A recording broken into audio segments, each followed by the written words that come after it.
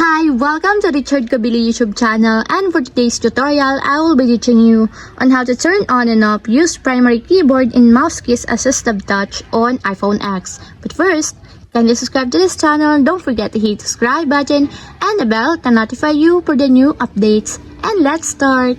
Using your iPhone X, from your home screen first, go to Settings. Then in the settings, scroll down and find the accessibility and then tap. Then in the accessibility, scroll down again and go to physical and motor section, then tap the touch. Then in the touch, tap the assistive touch.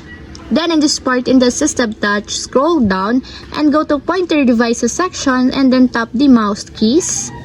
Then in the mouse keys, find the use primary keyboard, and as you will see, there's a switch button located on the side of it. Then all you have to do is just tap it to enable until it becomes green. When the primary keyboard is enabled, use keys on connected primary keyboards. Keys on the numeric keypad will always be used. And if you want to disable or turn off, just tap again the switch button, just like this.